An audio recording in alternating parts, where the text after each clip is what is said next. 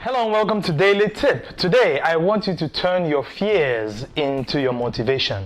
Turn your fears into your motivation. Before we go any further, I want you to hit the subscribe button and like this video and share it with your friends so that they also will learn what you have learned. Turn your fears into your motivation. So what are you most afraid of? Can you turn that into your motivation?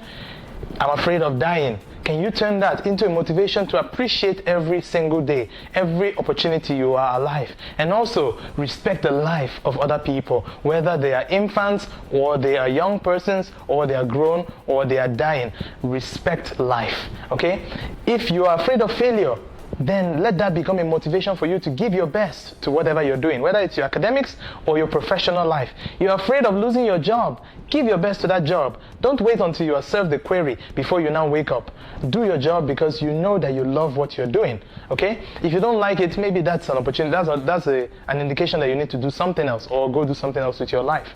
If you're afraid of losing your spouse, afraid of losing your marriage, then that should be a motivation for you to give your best to your marriage. Love your husband, love your wife. Don't wait until your marriage is on the brink of collapse, on the brink of a divorce, on the brink of separation before you decide that you want to do what is right.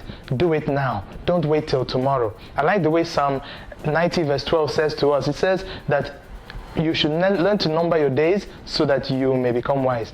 Teach us, Lord, to number our days so that we may become wise. That is the prayer. So learn to number your days. Learn to live off your fears. Don't allow your fears overwhelm you. Let your fears become your motivation. In today's gospel, we see Jesus in the boat with his disciples, and then the wave from the sea begins to turn the boat upside down.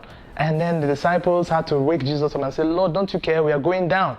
And Jesus tells them, why are you afraid, O ye of little faith? I'm with you.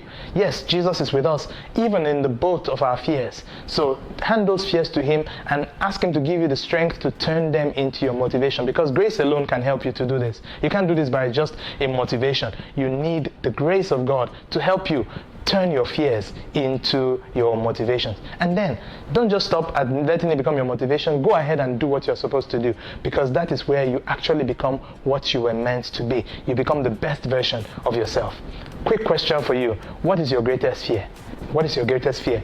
Leave me a comment, share this video with other people, like it, subscribe to our channel to get more videos, and I know God's grace will be tipped in your favor in the name of the Father and of the Son and of the Holy Spirit. See you tomorrow.